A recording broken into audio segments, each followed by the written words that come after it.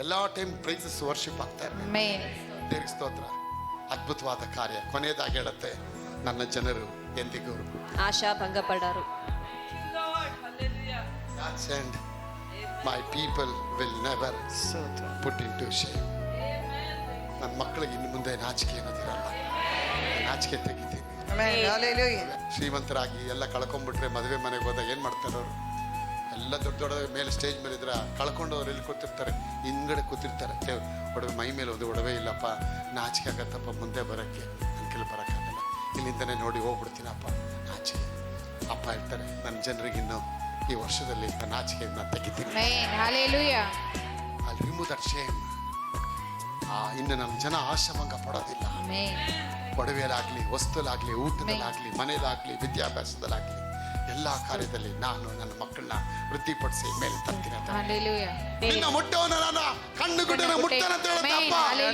ಈ ವರ್ಷದಲ್ಲಿ ನೀವು ಒಪ್ಪಿಕೊಂಡು ವಿಧೇಯರಾಗೋದಾದ್ರೆ 7 ಆಶೀರ್ವಾದ ಕೂಡ ಪವಿತ್ರ ಅವರೇ, ಸುನಂದಿ ಅವರೇ, ಮಂಜುಳಾ ಅವರೇ, ಅದು ನಿಮಗೆ ಸ್ವಂತ.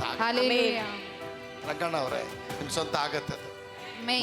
ಅದ್ಭುತವಾದ ಕಾರ್ಯ.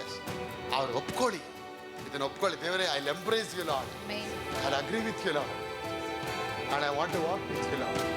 ಎಮ್ಮೆಗಳು ನನಗೆ ಬೇಡಪ್ಪ, ನಾನು ನಿನ್ನ ಮಗಳಾಗಿ ಬಾಳ್ತೇನೆ, ನಿನ್ನ ಮಗನಾಗಿ ನಾನು ಬಾಳ್ತೇನಪ್ಪ.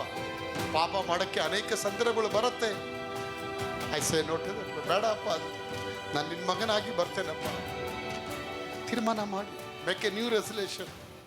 Don't be the same person again and again. God is testing and again again. ಆತ ನಿಮ್ಮನ್ನು ಟೆಸ್ಟ್ ಮಾಡ್ತಾನೆ ಬರ್ತಾನೆ. ಯಾಕೆ ಗೊತ್ತಾ? ನನ್ನ ಮಗಳಿಗೆ ದೊಡ್ಡದು ಕೊಡಬೇಕಂತ ಹೇಳಿ. ಸೈತಾನ ಏನು ಮಾಡ್ತಾನೆ? ನಿನ್ನ ದೊಡ್ಡದಾಗಿ ಡ್ಯಾಮೇಜ್ ಕೊಡ್ಬೇಕಂತ ಅವನು ಸೈತಾನ ಹುಡುಕ್ತಾ ಇರ್ತಾನೆ. ದುಃಖ ಪಡಬೇಡ. ಒಡವೆ ಹೋಯ್ತಾ, ವಸ್ತುಗಳು ಹೋಯ್ತಾ, ಕಾರ್ ಹೋಯ್ತಾ, ಮನೆ ಮಾರಿ ಇವತ್ತು ಲೀಸ್ ಮನೆಗೆ ಬಂದಿದ್ದೀರಾ, ಮತ್ತೆ ನೀವು ಇನ್ನೊಂದು ಮನೆ ಕಟ್ತೀರಾ. ಮತ್ತೆ ನಿಮ್ಮ ಮನೆಯೊಳಗೆ ಸಂಬಂಧಗಳು ಕೂಡಿ ಬರುತ್ತೆ. ಮತ್ತೆ ಒಡವೆ ಬಂಗಾರಗಳು ಮತ್ತೆ ಬರುತ್ತೆ. ಮತ್ತೆ 2ರಷ್ಟು ಮಾನ.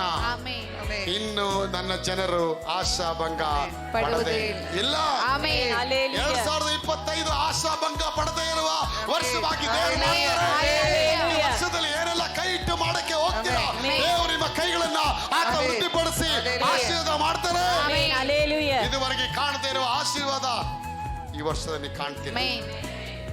ನಂಬಿ. ಇದಾಗತ್ತಾ ಅಂತ ಕೇಳ್ಬೇಡಿ ಕ್ವಶನ್. ಇದಾಗತ್ತೆ. ಕರ್ತನ ವಾಕ್ಯದಲ್ಲಿ ಶಕ್ತಿ ಇದೆ ರೀ.